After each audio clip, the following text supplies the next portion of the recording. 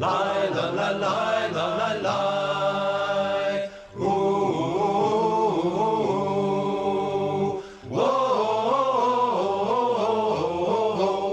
ve'meru ameh. Oh, say shalom, shalom bimromav. Hu yaseh shalom. Oh, say shalom, shalom bimromav. Hu yaseh shalom. Hu yaseh shalom. Shalom aleinu. Ve'akol Yisrael. Ve'meru ameh. Hu yaseh shalom. Shalom aleinu. Shalom aleinu. Ve'akol Yisrael. Ve'meru amen.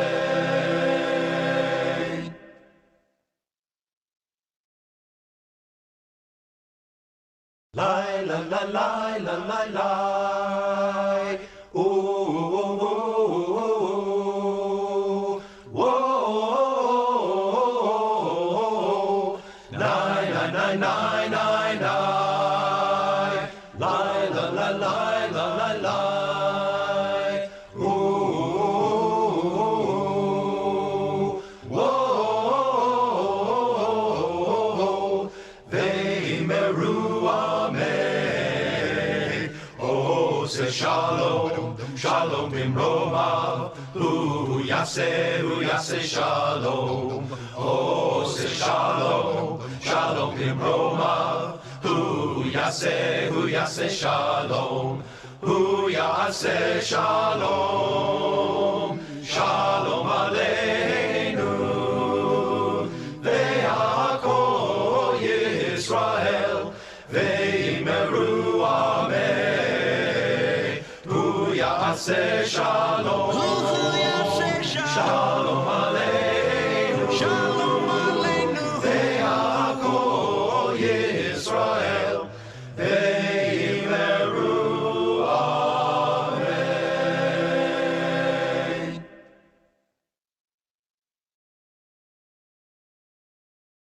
Lie, la, la, lie, la, la, lie. Ooh, whoa, nine, nine, nine, nine, nine, nine.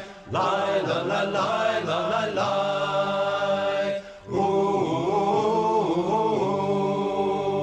whoa, ve'meru ameh. Oh, say shalom, shalom bimromav. Hu yaseh shalom. Oh, say shalom, shalom bimromav. Hu yaseh shalom. Hu yaseh shalom. Shalom aleinu. Ve'akol Yisrael. Ve'meru ameh. Hu yaseh shalom. Shalom aleinu. Shalom aleinu. Ve'akol Yisrael. Ve'meru amen.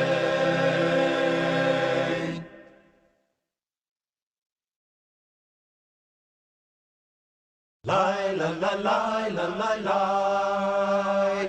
Ooh, whoa, nine, nine, nine, nine, nine, nine. Lie, la, la, lie, la, la, lie. Ooh, whoa, ve'meru ameh. Oh, say shalom, shalom bimromav. Hu yaseh.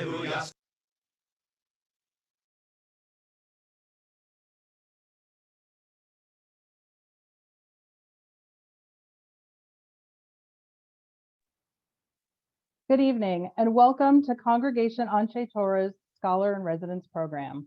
My name is Robin Feldman, and I'm the Program Director for Anshai Torah. Before we begin, I just wanted to go over a few items about what you can expect this evening. All participants will remain on mute throughout the program. If you would like to submit a question for Rabbi Feinstein, please use the Q&A function found at the bottom of your screen. Your questions will remain private and will only be seen by our presenter. The usual chat function will be disabled during the event.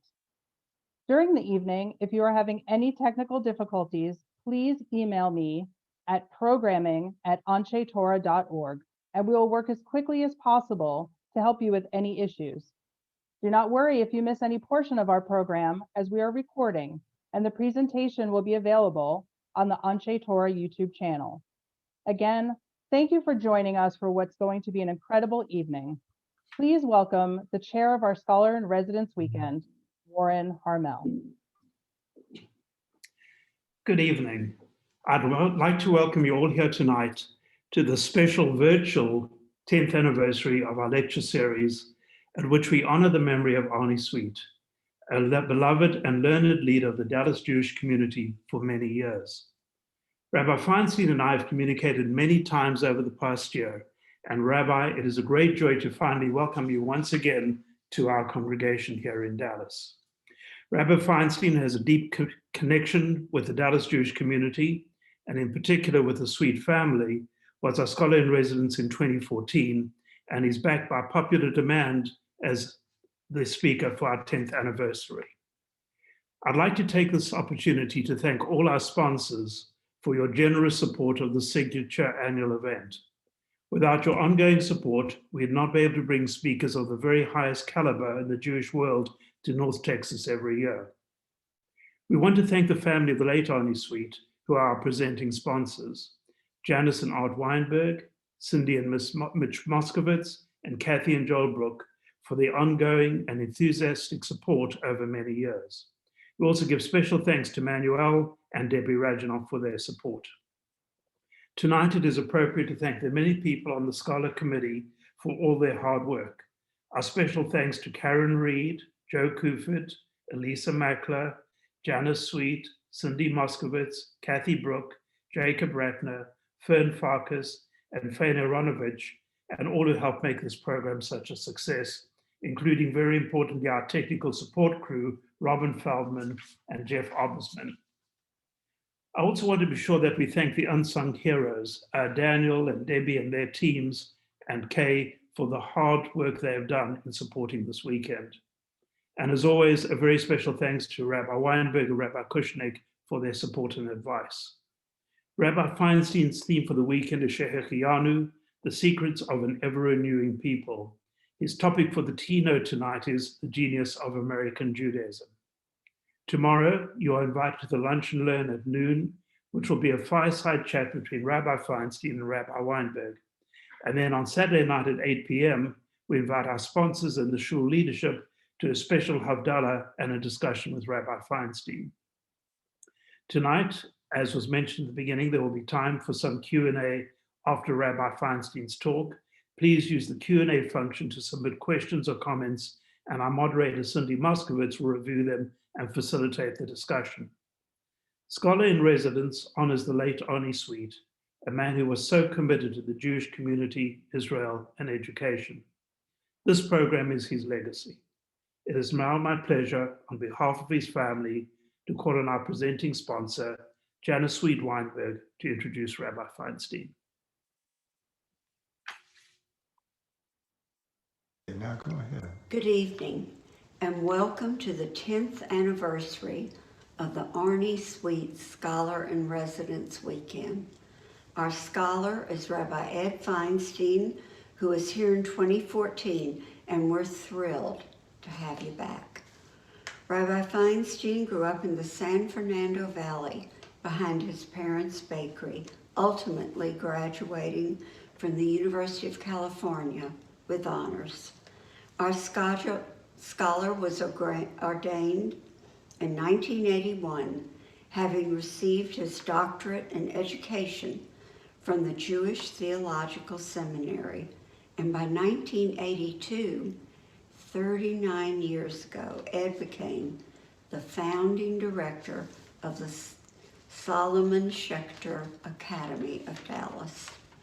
Ed's influence in our community and the nation remains strong in the academic world for excellence in education. Ed was a dear friend to Arnie and to me. He married our children, Cindy and Mitch, and Cathy and Joel.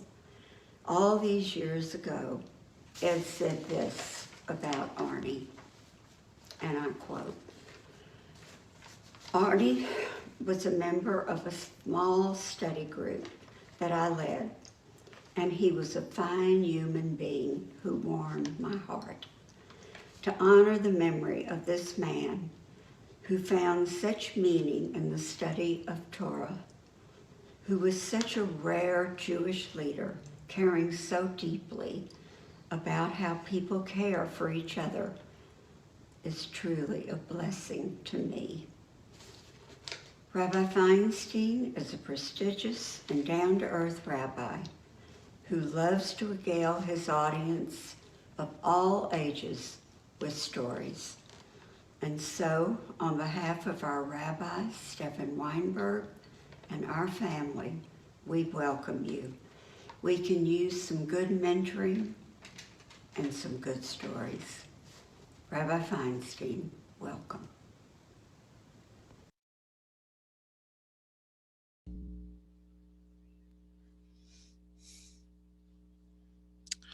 Well, good evening, everyone. It is certainly a privilege to be back in Dallas again.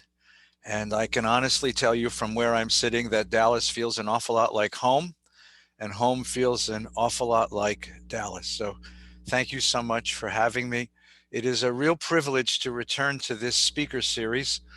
First, because as Janice so beautifully articulated, Arnie was a very rare and precious human being, a wonderful Jewish soul, a lover of the people Israel and of the state of Israel, a leader of the Dallas Jewish community, and such a dear friend to me that it is a privilege to be the 10th speaker in this series to share my love and respect with him for him. As well, I mean, looking at the slide as it came on a moment ago, of how many scholars and the remarkable scholars that have come through Dallas to teach you, it is a real privilege to come back. It's an honor to come the first time, and it's a privilege to come back. So thank you so very, very much for having me and for allowing me to share these a few thoughts as we learn together. I wonder, for those who are controlling the video, if you please let me share my screen so that I could share some text. If you'll make me a co-host of this, that would be so very helpful. Thank you so very much. Thank you. That's very good. So tonight we have an hour together, and what I would like to do is to present you with a mystery, a historical mystery, which I think goes to the very heart of the lives we live as Jews. And I'll present it this way. In April 1964, Look magazine, which at the time was the second most popular news magazine in all of North America, Look magazine presented a story called The Vanishing American Jew. It was written by senior editor Thomas Newman. This was before the time of these national Jewish population studies, but there were extant studies of Jewish communities, and Newman gathered these up, studies of cities and towns across America where Jewish communities had looked inward. And in gathering up the data, he made this prediction that by 1980, the American Jewish community would significantly wane, and by the year 2000, we would disappear altogether. He based this conclusion on statistics that we're now very familiar with: rising rates of intermarriage, falling rates of affiliation, the disaffection of young Jews from synagogue and community life. He based this on a theory that was put forward by a very famous sociologist by the name of Hansen, who had studied Scandinavian communities in the upper Midwest, Scandinavian immigrants. Hansen noticed that these ethnic communities of Norwegians and Swedes and Danes, they maintained their identity through a first generation, the immigrants, and a second generation, and even a third generation. But by the time of the fourth generation, these communities waned. They basically disappeared. What happened is that when you no longer had grandparents who spoke the language of the old country, you no longer had grandparents who carried the recipes of the foods that we eat, you no longer had the folkways, then ethnic communities become what they call them quiche. Like there's no Italians living in Little Italy anymore. And there's no Japanese people living in Little Tokyo. And at least in my neighborhood, the cooks in all the Chinese restaurants are Latinos, And so the idea was that after 3 generations, ethnic communities in America, they disappear. And Hansen predicted that that's what happened to all ethnic communities. And Newman applied this to what he was seeing in the American Jewish community. And he made the prediction that we were going to disappear. Now, what's so very important about this is that this article was a marker, and it was an articulation of a narrative that gripped the American Jewish community starting in the mid-1960s. It was certainly a narrative that I grew up with. It was, as far as I can see, the governing narrative of Jewish life. We were a community in trouble, no longer pursued by anti-Semites, no longer running away from pogroms, no longer worried about our physical security. We had traded physical security for spiritual security. And now in America, we were going to disappear. The vanishing American Jew was the narrative that pushed me to go to Hebrew school. It was the reason my mom and dad wouldn't let me date my Catholic lab partner in high school. We're a vanishing people, they would articulate. And if you ever forgot that, by the way, the emotional hammer that came crashing down was the hammer of the Holocaust. Would you like to see another 6 million destroyed? This time not destroyed, of course, but assimilated away. Assimilated, acculturated, integrated, disappearing. When I was in USY as a teenager, there was a program that we did. We must have done it every year. Get the kids sitting in a circle with a candle, and there was a reading. It was a monologue that somebody would read. It was called The Last American Jew. And it told the story of a guy sitting in a display case in the Smithsonian, surrounded by the symbols of Jewish life, and how one by one, all of the markers of identity and the markers of culture of Jewish life had disappeared from America. And here he was, the last American Jew. And at the end of this story, we'd all have tears in our eyes, and we'd all make a promise that we'd come to shul and we'd stay in Hebrew school and we'd only date Jews and we would live Jewish lives, and it did its job. I mean, the irony, of course, is that when I was a kid hearing that, it was the moment when there were more synagogues in America, enrolling more kids in Jewish schools, containing more members. We were thriving as a people, not vanishing. And yet, that's the narrative. And here's what's so interesting. Are you ready? The vanishing American Jew. Look magazine is gone, and we're still here. How do you explain that? How do you explain that? And that's what I'd like to spend some time tonight exploring, and perhaps tomorrow in Shabbos having a conversation with you. How do you explain the fact that we should be disappearing? And in fact, the demographers tell us we're disappearing. And yet, when you look outside, when you look into the Jewish community, yes, there's evidence of disappearance. There's evidence of assimilation.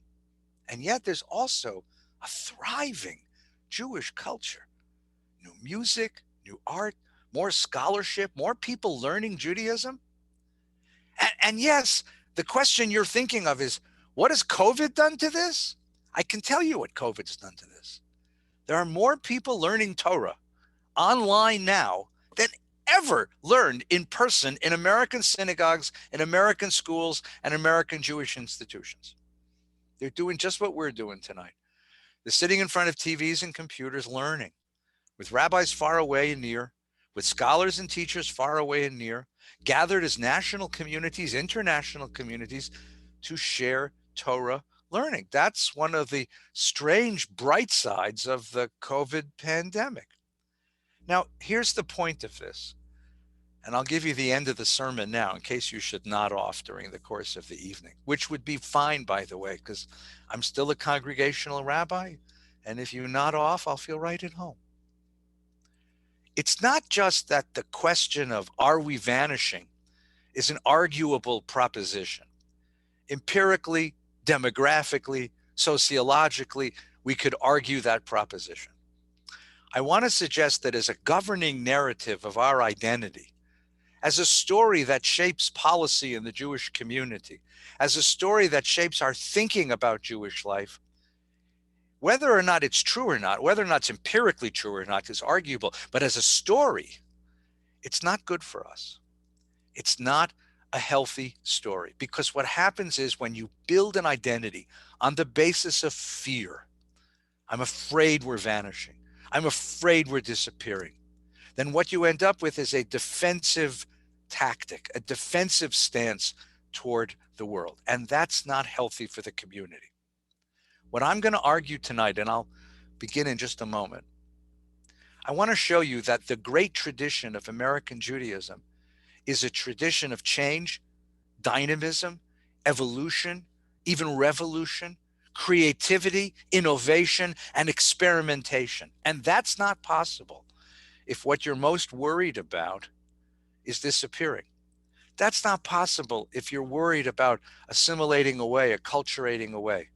That kind of fear inhibits the process of creativity that we need as a community to keep moving forward. That's the thesis I'd like to argue tonight.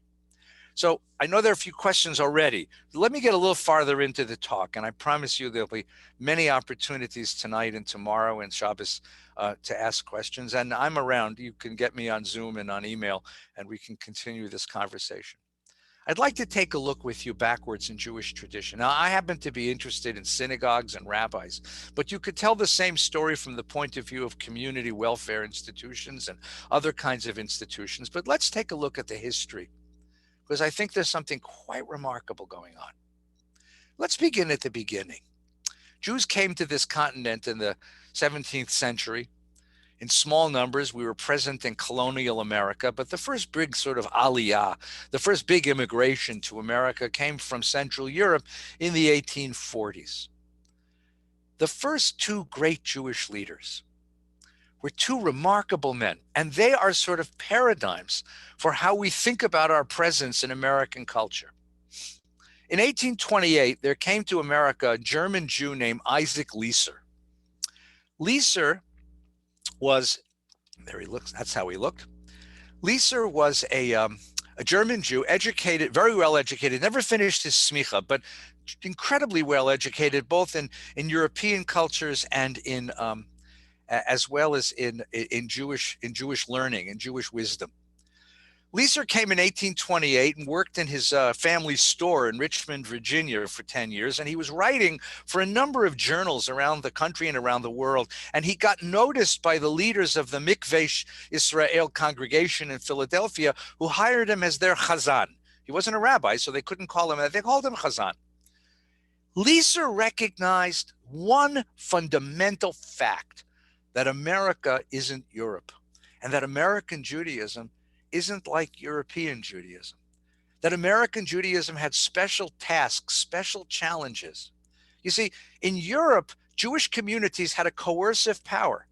If you wanted to be buried in the Jewish cemetery, if you wanted to purchase kosher food, if you wanted to have a minyan when you needed one for a life cycle ritual, you had to join the community. You had to pay dues to the community. You had to obey the community. The community had a coercive power. And the community was so organized that they chose the rabbi of the community. But in America, we don't do that. In America, religion is voluntary. Leeser understood that the only power a community in America had was the power of persuasion. So Leeser begins to change the way he leads a congregation because of the American landscape. He gives sermons in English, big revolution. He creates a new Sunday school with a very famous woman named Rebecca Gretz, who was an heiress who paid for it, and kids began learning Judaism in his synagogue. He translates the Bible into English and makes it available to Jews. He writes a new prayer book. He creates a series of institutions, all on the basis of the needs of the American Jewish community. Well, Leeser had an opposite, and opposite Leeser was a gentleman by the name of Abraham Rice. And Rice actually was the first rabbi to come to America. He was an ordained rabbi. Ironically, Rice and Lisa come from very close by in Germany, and they both arrived in America close to each other. Lisa comes in 1828 and Rice comes in 1840. Rice starts his career in the synagogue in Newport, but really moves down to Baltimore and becomes the rabbi of the synagogue in Baltimore. Now, Rice is an Orthodox rabbi in every sense of the word. He decides that it's his holy task to save American Jews and to bring them back to a standard of European orthodoxy. He wants to change nothing. He simply wants to create an island of orthodoxy here in America and bring American Jews back to the true practice of their religion.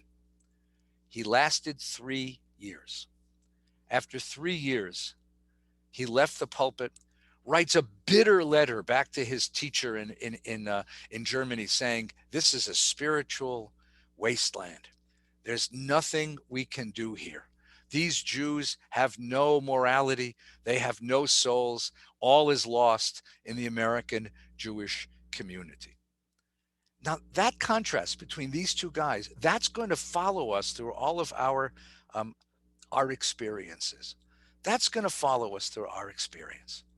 You're going to have Rice, who is going to stand for bringing us back to a tradition, and Lisa, who's going to stand for moving us forward into a new iteration, a new interpretation, a new form of Jewish life. And the conflict between those two, the sort of dialectic between those two, that's what really characterizes American Jewish religious life. Let's take a look. So the next big wave comes in the 1870s. And they're German Jews primarily.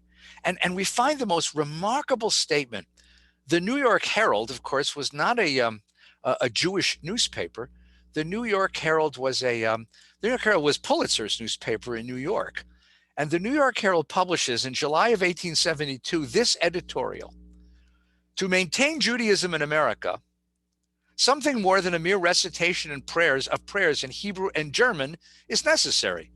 Now, the New York Herald is concerned about maintaining Judaism in America already in 1872. The people, our people, the people of this age, are much more intelligent than they were half a century ago, and any religious system that keeps up not with the progressive spirit of the age must expect to meet just such a crisis in which the Jewish church, yes, the Jewish church in America now finds itself. The rising generation demand a form of religion which their hearts can appreciate and hold fast to, though they ask for no change in the true spirit of religion at all. And it is the attempt to confine them to the ironed bands of a system of bygone ages that has produced results which the Jewish Hebrew press so generally and frequently lament, namely that the young Israelites do not manifest that love for the synagogue which their fathers and forefathers showed. Rightly understood, this very religious indisposition is a sign of progress. It calls loudly and earnestly on the Jewish church to furnish such spiritual food as young American souls can digest. Now, the funny thing is this. You ask American Jews, tell me about your great-grandparents, and everyone tells you the same story. My great-grandparents, the ones who came to America, were so orthodox. My great-grandfather was a very orthodox rabbi, and my great-grandmother was a tzaddiket who wore a tichel on her head. And you know, you get this image like all of Europe was Orthodox rabbis, and they all came at once to America. And it ain't necessarily so. You see, part of the vanishing American Jew narrative is that in the old days, it was so good. They were faithful. They were learned. They were observant. They followed the rules. They only ate kosher. They kept the Shabbos. And we, oh gosh, look at what we are. And our kids, don't ask. Except it ain't true. If you saw the movie, The Frisco Kid, the kid who got sent to America was not the best student in the yeshiva. The kid who got sent to America was the kid at the end of the bench. really Orthodox Jews, really traditional Jews stayed in America, stayed in Europe. They didn't come to America. And if they came to America, something happened to them. Well, just after that editorial's published, that's 1872. In 1884 begins the Great Immigration, the immigration that brought all of European Jewry to these shores. 2.5 million Jews came to the Lower East Side, to Ellis Island, to Savannah, Georgia, and to Galveston, Texas. And they came and they formed settlements. The great Lower East Side was one of those settlements, of course. And what's so remarkable about the Lower East Side and the settlement on the Lower East Side was that it wasn't what we were taught it was. Here's a section from the Center of Jewish History. This is their conclusion from studying the life of the tenements of the Lower East Side. Here's what they write.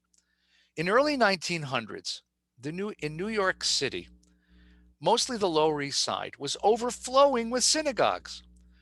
Most of these congregations grew out of Landsmannschaften, societies developed by groups of predominantly Eastern European Jewish immigrants who came from the same hometown. They were congregations concentrated in the areas where their compatriots, Hungarian, Litvak, Galician, or others lived. Most met in rented rooms and tenements, storefronts, and meeting halls. In fact, there were many buildings that housed several congregations simultaneously. The congregations were minimally organized, had limited resources, and in most cases, Landsmannschaften synagogues did not have a permanent rabbi, and the congregation's members took turns leading synagogues. But you have to understand that the synagogue was much more than a place to pray. It was an entire way of life. What's a Landsmannschaften? Well, it was a little island of the town you came from. The town in Poland, the town in Lithuania, the town in Russia, the town in Romania, the town in Hungary that you came from, where you could hear your language spoken in your idiom, in your accent. You could tell stories about the old country. You could swap recipes and swap dishes. You could remember where you came from. It was a little island of home in this strange, strange world of America. That's what these synagogues were. They weren't religious institutions. They were cultural islands. And the Center for Jewish History estimates that during the first 2 decades of the 20th centuries, estimates of the proportion of New York's adult male Jewish population who attended weekly Sabbath services ranged from 5 to 40%, most tending to 20%. Attendance levels of women and children were unreported, but undoubtedly even smaller. What's that mean? They didn't go to shul any more than we do. That's exactly the numbers that we get. And the idea that they were so religious and we were not, it's just not true. What's the old joke? There was an old joke. Zayda calls me to his bedside and says, Einikel, my grandson, you have to do something for me. Yes, Zayda, what would you like? I want you to become a marine biologist. What? A marine biologist, Zayda? What do you know from a marine biologist? And the Zayda says, because I want you to dive to the bottom of New York Harbor and retrieve all the talesim and all the tefillin and all the sidurim and all the chumashim, all of the holy artifacts that were thrown overboard from the ships when the immigrants saw the Statue of Liberty and they came to live here. So many of our ancestors gave up their Judaism, or at least the outward expressions of their Judaism, when they came here because they wanted to become Americans. Some of them had the sense that European Judaism was stifling and they wanted to breathe free. Some of them were afraid of the anti-Semitism that came with European Judaism, and many of them were just ready to start new. And even the ones that were faithful met a culture that didn't let you take Shabbos off and didn't always make kosher food available. And they gave up their faith. But here's what's so very interesting. You see, the story of American Judaism is not a story of the decline of the generations. It's a story of awakenings. And in the next generation, you have an awakening. The next generation, that firstborn American generation, is quite remarkable. It's the generation that we are familiar with from the novels of Philip Roth and of Bernard Malamud. It's the generation that we're familiar from Mrs. Meisels, right? From the Catskills. We're familiar from that generation, from the images of firstborn American Jews who are beginning to feel comfortable in America, but still have very deep ties to the ethnic culture of Yiddish, the ethnic culture of Jewish foods, the ethnic culture of Jewishness. And in that culture, we find something quite remarkable. I'll tell you a story. I found a book. I'm doing research for my doctoral dissertation. I'm doing research for a book I'm writing on American Judaism. And I'm in the library of the American Jewish University. And there's a whole shelf of books on the history of early American Judaism. And I see a book that doesn't have a tag. And what kind of a strange book doesn't have a tag? And for a library hound like me, that's an invitation. So I pull this book down off the shelf. And guess what it is? In 1925 and 1926, the New York Board of Jewish Ministers, yes, that's what they were called, the New York Board of Jewish Ministers, held a 2-year conference. Every month they met. Some of the greatest rabbis in American history met together to talk about problems of the Jewish ministry. Each one of them presented a paper and the others responded.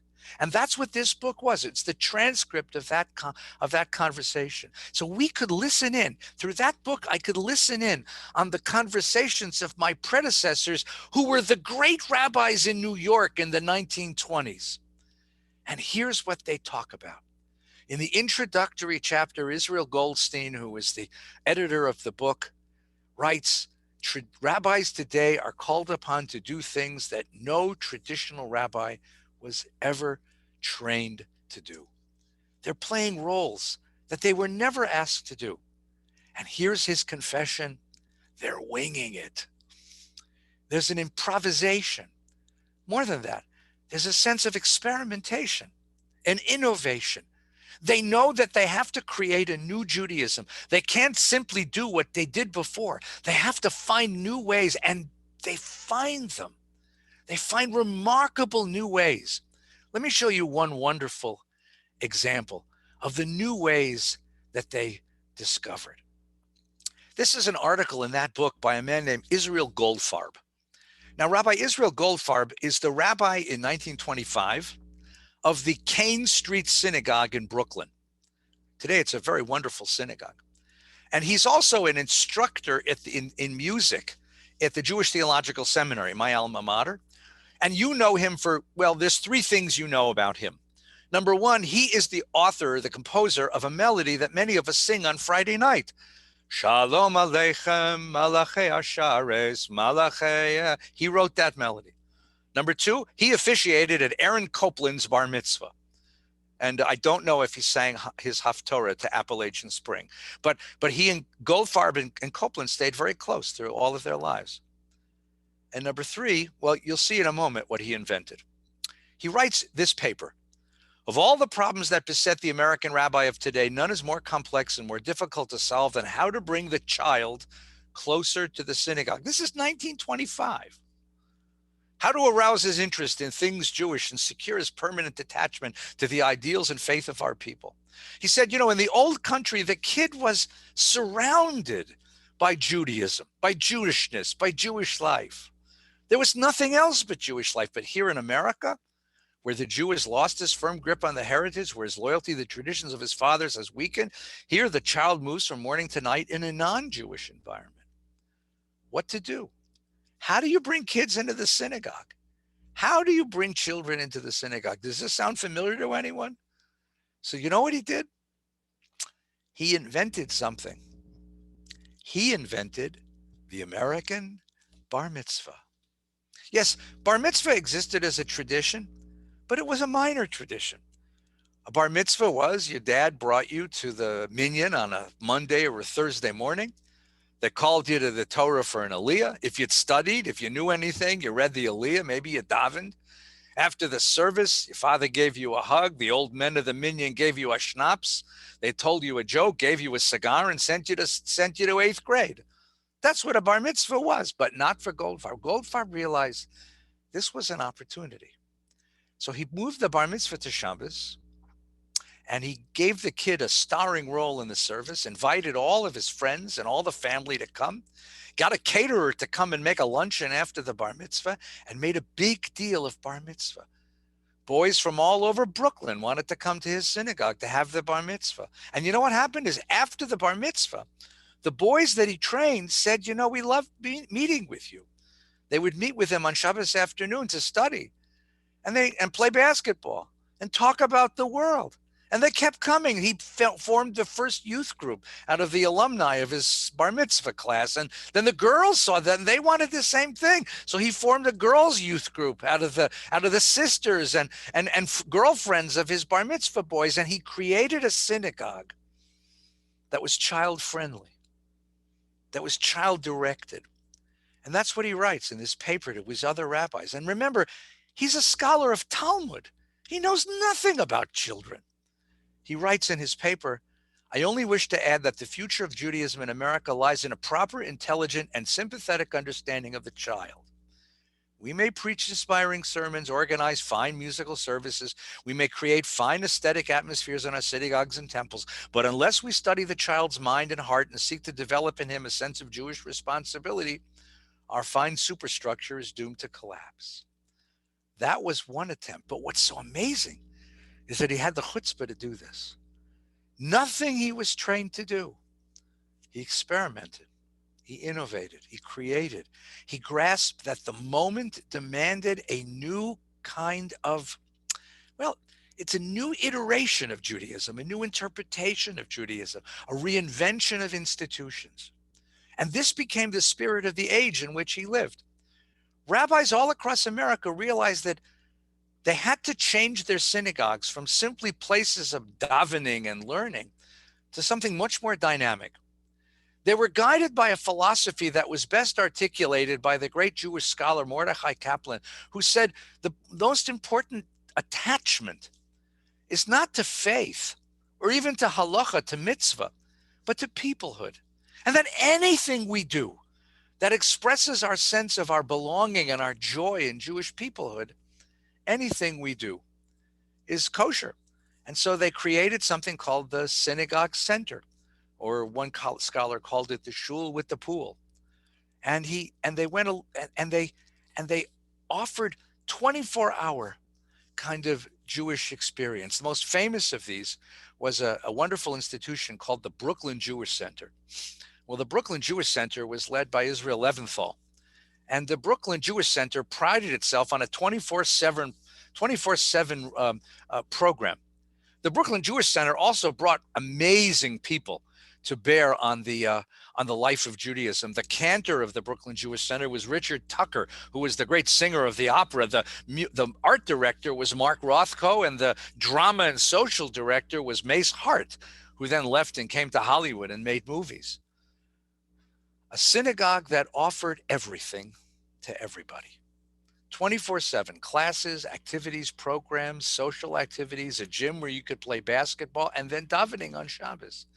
That was a model that gave Judaism new energy and new life in the 20s, the 30s, and the 40s. Well, we come to the 1950s now, and another phenomenon happens that's quite remarkable. We go to war. 500,000 American Jews went to war, along with 3 million Americans who went to war. And when soldiers came back, they resumed their lives. They married their sweethearts, and they started having families. The average American woman gave birth to 1.7 children before the Second World War. That was the birth rate. And following the Second World War in 1947, 1948, and 1949, the average American woman gave birth to 3.7 children. The baby boom begins. And families feel squeezed into the small apartments that they lived in the city. And so we have a move, the great mobilization of American Jewish life out to the suburbs and across the continent. I live in Los Angeles. The Jewish population of LA doubles and doubles again and doubles again after the war. The neighborhood I grew up in was one of the fastest growing neighborhoods in America because it was built for GIs. Actually, the hero of this story is a Jewish man whose name is Arthur Levitt. Yes, Arthur Levitt, you know him. I'll tell you how you know him. Levitt studied the way that factories worked during the war, how they built planes and tanks and ships on an assembly line. And he wondered, why couldn't we build homes the same way? So he bought a huge tract of land in the middle of Long Island, New York, and he built Levitt Town. You could buy a beautiful 2-bedroom home, 3-bedroom home with a backyard and a patio for $2,800. But you had to make a promise that you wouldn't put a fence around it, because Levitt had a sense of community. And thousands upon thousands of Jews move from the cities out to the suburbs. They move across the continent, down to Florida and out to California. They move and they find themselves in communities with like-minded people, and they know they want to have a Jewish life. And so is born the Suburban Synagogue. The Suburban Synagogue is dedicated to children. Here is the membership brochure of Israel Community Center in Levittown, New York. Here's what they said. This is their self-conscious reflection of who they are. Many of our people have had little previous contact with synagogue life, having hitherto regarded the synagogue as the province of their elders. Many have not seen the inside of a shul since their bar mitzvah. Now, however, they feel it's time to grow up and have consequently acquired a renewed interest in synagogue activity. The responsibilities of parenthood had led many to rethink their position with regard to Jewish heritage, and they now seek to maintain in order to be able to transmit it to their children. In Levittown, this return to Judaism is facilitated through the existence of a synagogue consisting of like-minded Jewish parents. What's the Suburban Synagogue? It's Friday night family services. I went to those as a kid. It's a synagogue where Jews, how do you put this gently? It's a synagogue where Jews really didn't come to pray. They came to get their kids to pray. The synagogue's purpose was to get their kids to be Jewish, even if the adults were kind of confused about being Jewish. In fact, they said this quite explicitly. Herbert Gann's a great scholar of American Judaism, of American sociology, studies the community in Forest Park, which is actually Highland Park in Chicago, outside Chicago. He says what they wanted was a synagogue that would teach their kids Judaism as long as they didn't make them too Jewish. Well, what happens is we build synagogues, and after the war, there's an explosion of synagogues and summer camps and seminaries, schools all across America. It's the most remarkable thing. After the horrors of the Holocaust, we respond with life. The baby boom gives rise to synagogues. And by 1970, while we were reading that article of the Vanishing American Jew, there are more Jewish kids enrolled in Jewish schools than ever before or ever again. More Jews who belong to synagogues than ever before and ever again. More synagogues in America than ever before and ever again. But those synagogues are based on a paradox. They're not a place you go to develop your own spiritual life. They're a place you go primarily to educate your kids. But what happens when kids are sent and they see that their parents are dropping them off but not coming inside? You end up with a strange, paradoxical kind of Judaism. I think I was a teenager before I realized that the word carpool wasn't Yiddish or Hebrew. Because I was in carpools all week long, carpools to Hebrew school, carpools to Sunday school, carpools to junior congregation on the Shabbos, carpools to USY, to youth group activities, carpools and carpools. But folks didn't come inside. It wasn't for adults. It was for kids. And so you get a generation that understands that Judaism has something, but what does it have for me? Synagogues are thriving, but they're not building a base of loyal membership. And so in the next generation, we have the following remarkable observation. It's an observation offered by two great scholars, by Stephen Cohn, the demographer, and Arnie Eisen, who became the chancellor of the Jewish Theological Seminary. He's a scholar of American Judaism. they're interviewing Jewish people in the 1980s, 1990s, looking at all of the data of Jewish identity. And here's what they say. The single most important finding of our study is decidedly double-edged. That's Talmudic, right? On the one hand, the American Jews we interviewed overwhelmingly followed the pattern described by Bella. He's a great sociologist. The first language our subjects speak is by and large one of profound individualism. It's universalist word, and a felt need is a second language, subordinate to the first. Our subjects, like most Americans, don't speak it as often or as well. Just come down a little bit. Yet here the postmodern story weighs in. The labor of fashioning a Jewish self remains deeply significant to moderately affiliated American Jews. We can state with confidence that the quest for Jewish meaning is extremely important to our subjects, just as the subject for meaning is important to contemporary Americans more generally. American Jews seek an abiding significance in their lives that goes beyond the activities of daily life and the limits of their mortality. They discuss their highly personal searches for meaning, for transcendent meaning, and confess to a degree that surprised us to a belief in God. They report a strong desire to find a sense of direction and ultimate purpose, and wish to find it largely or entirely in the framework of Jewish practice and beliefs. But decisions concerning Judaism are inexorably wrapped up in the search for personal meaning.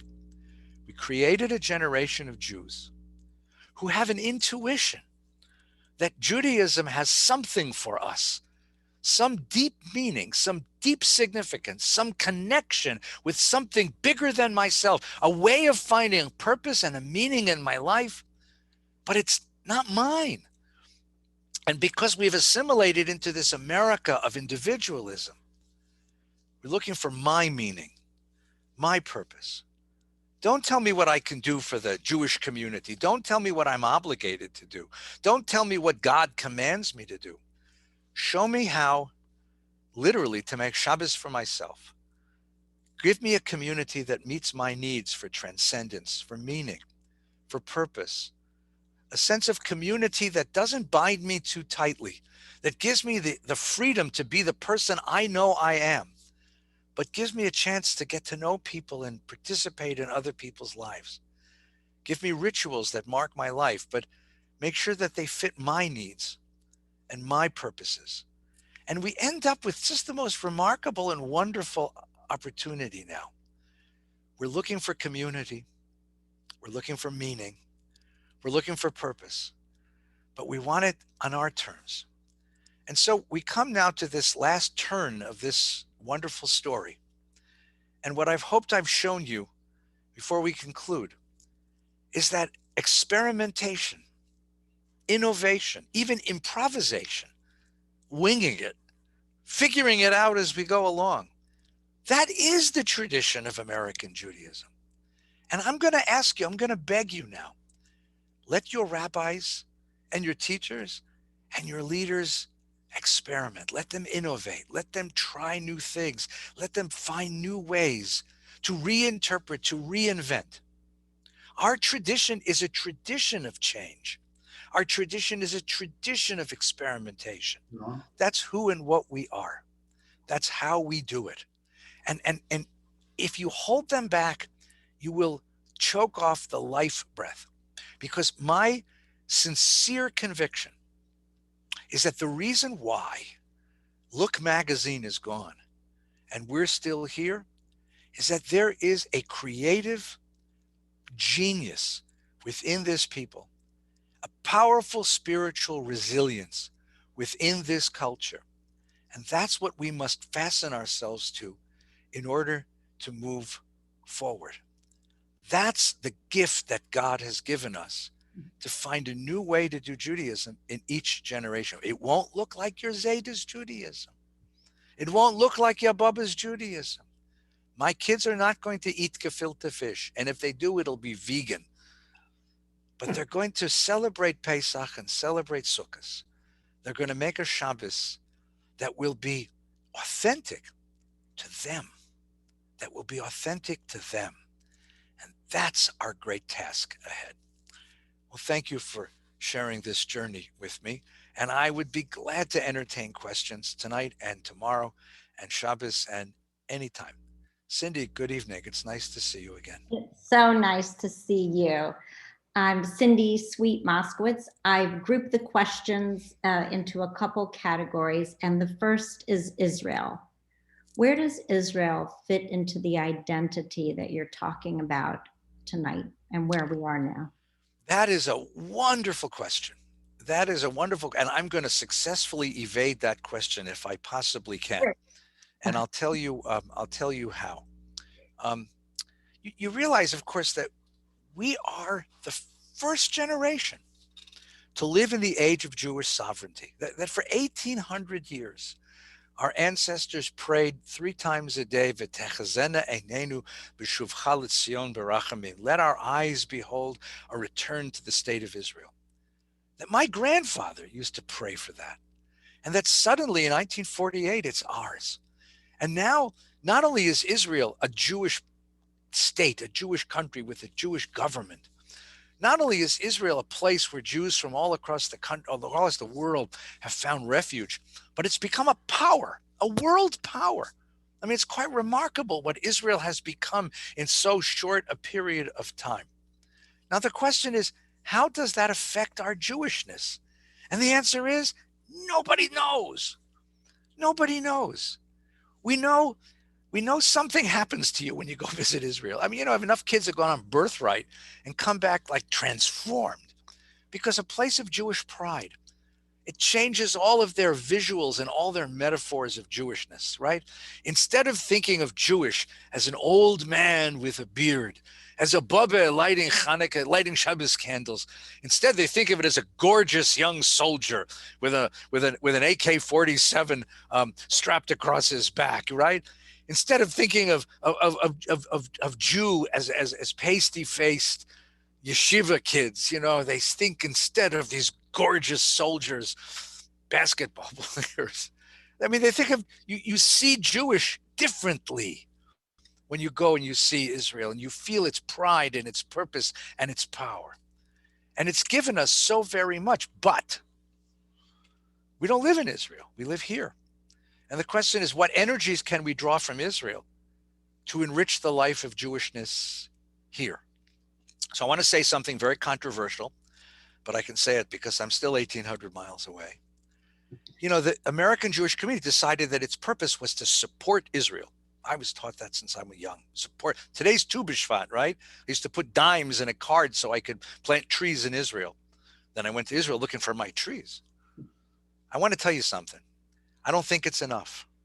I want to suggest something much bigger. Supporting Israel is great, and I'm so glad you do. You know, you want a good way to support Israel? Learn Hebrew. We can learn Hebrew. It's not a hard language to learn. You can learn French, you can learn Spanish, much harder than Hebrew. Hebrew is not a hard language to learn. I love Israel. How can you love Israel if you can't read its newspaper? How can you love Israel if you can't read its novels? Now, we can read them in translation, it's true, and I read Haaretz every morning in English. But you know what? You really want to love Israel? Participate in its cultural life. Listen to its music. Listen to its music. Listen to its leaders. Learn its language. Engage in its culture. Join the conversation that is Israel. And that will tie us much more closely together. I can't tell you how Israel is going to change us. Come back if you'll invite me back, Cindy, in 100 years, I promise I'll have an answer for you. Okay, 2 more questions. You mentioned this a little earlier with rice and lesser, but what do you think the impact is today with the larger families in the Orthodox and Haredi communities compared to the smaller families and intermarriage rate in non-Orthodox communities? Yeah, it's a very good question. First of all, you know, if you read American Jewish sociology of the 1950s, 1960s, they were all predicting that Orthodoxy would fade away. The fact that it's still alive and thriving as it is quite a miracle, quite remarkable. It's quite remarkable. And you know, right now, the Orthodox community, I mean, and this may not be true in Dallas, because I know that Dallas has a peculiar Orthodox community, it's a powerful Orthodox. But most of America, the Orthodox community still comprises no more than 15% of the American Jewish community. So even with all the children they're having, Except if you're in Brooklyn, you know, it really isn't the kind of it isn't a community that's really going to change the cultural life of American Jews. The question is, can we make common cause in areas where we agree? Can we make common cause in supporting Israel? Can we make common cause in fighting anti-Semitism? Can we make common cause in soliciting support for Jewish scholarship and Jewish education? Those are the kinds of questions that Jewish federations are asking right now. The Orthodox community likes to trumpet its success in maintaining its hold on its kids and in having huge families, and pointing to the non-Orthodox community and saying how weak we are in preserving our children's commitment to Judaism. But first of all, that's not empirically true. In fact, we're doing a pretty good job in welcoming, in keeping our Jewish kids Jewish. The Pew study maintains that 94% of American Jews are proud to be Jewish, and you find Jewishness in all sorts of corners. I think it's important to celebrate the triumph of the Orthodox community, and at the same time celebrate the triumphs of the non-Orthodox Jewish community. And I think what's really important in that vein, and this again is controversy, so we could talk about this with anyone who will tell me I'm wrong, is that we have to be ready to recognize that Jewish identity, who's a Jew, is a very different thing than what it used to be. It's a very different thing than it used to be. It was a halachic definition that you're Jewish because your mother's Jewish or you converted to Judaism. But you want to know something? What do we do with all of those who are Jewish adjacent? Like I'll give you my own personal story. I have a nephew, my wife's nephew, actually. I won't take credit. You know, raised Jewish, had a bar mitzvah, never really had much of a Jewish education, never felt his life touched by Jewish in any real way. Nice kid, but Jewish wasn't his thing. Ice hockey was his thing, was his religion. Married a beautiful Thai woman. Her parents are immigrants from Thailand. She grew up here in America, and they met in college and they got married. She's a beautiful girl. And while they were living here in LA, they would come over all the time and spend holidays, Shabbos with us. They moved to the East Coast for his job. And one day I get a call from her. She said, Uncle Eddie, could you send me your challah recipe? I said, what do you mean my challah recipe? The kids want to make challah. She has 2 daughters. They want to make challah. Okay, we'll make challah. So I send her my challah recipe. So she sends me back pictures of her beautiful challahs, by the way.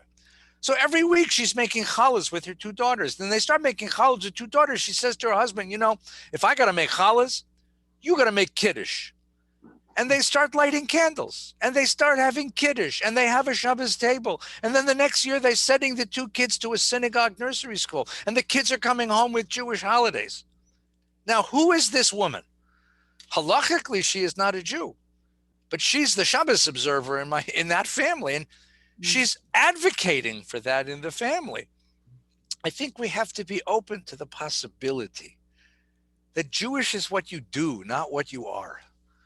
And if Jewish is what you do, let's go find people who want to do Jewish and teach them how to do it. And let's go embrace those who are doing Jewish and celebrate them. And let's not get on teams and think that we're competing one with the other.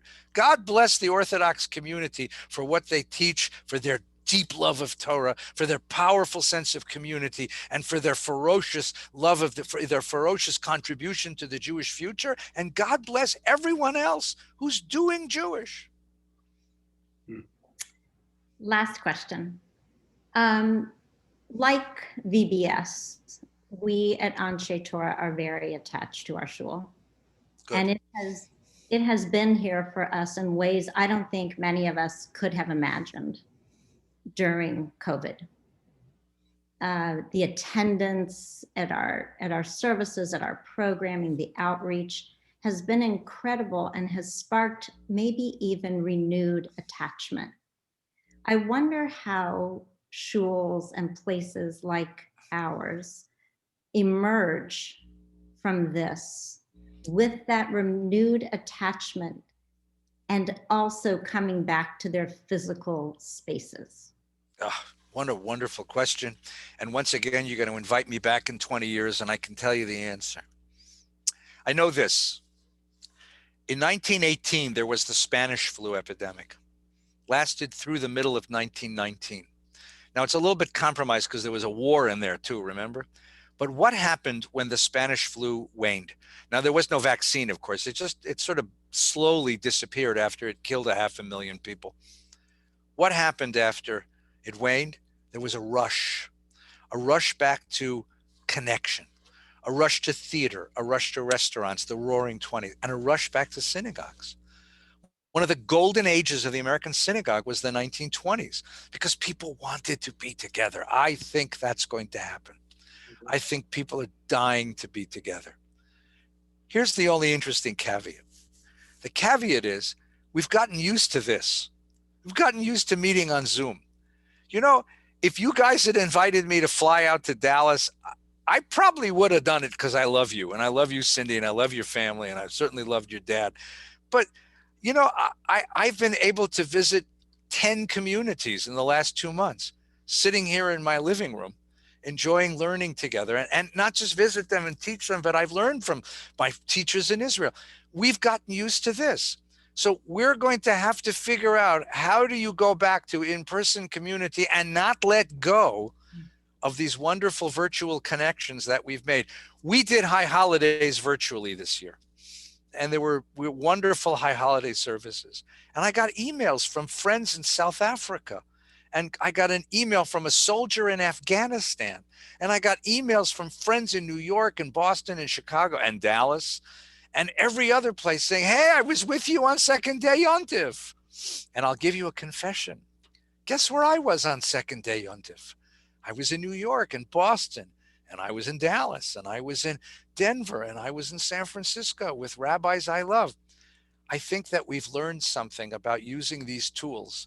And I think that we will come back to a renewed sense of what the community means to us in person, because I need hugs. I need to hug the bride and groom. I need to hug the mourner. And boy, do I need to hug the little kids in my nursery school.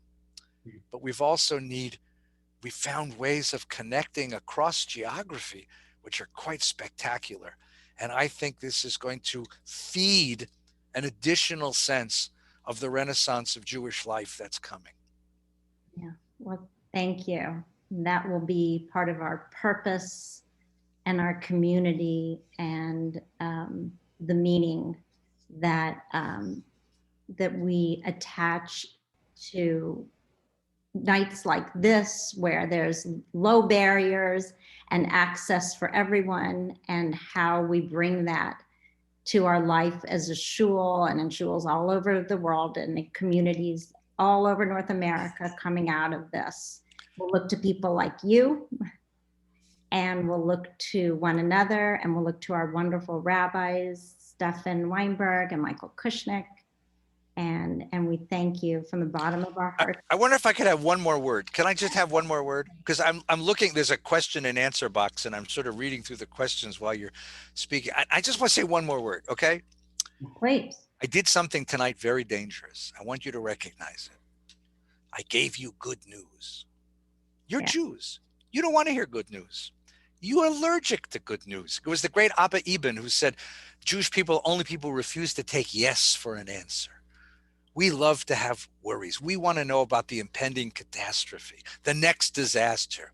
And I'm reading the questions, and so many of them begin with the words, yeah, but what about, which is like, you know, because you've had 45 minutes of good news, and now you just got to tell me, just for a moment, ask yourself, why am I allergic to good news? Why would I, forget empirical truth for a minute, just think about the narrative you live with. Why wouldn't I want to live with hope and optimism instead of pessimism and darkness? I'm not unrealistic. I'm a scholar of American Judaism, and I know the demography. I know them probably better than you do. And if I wanted to make you cry, I could make you cry out of bad news. I don't want to tell that story. You know why I don't want to tell that story?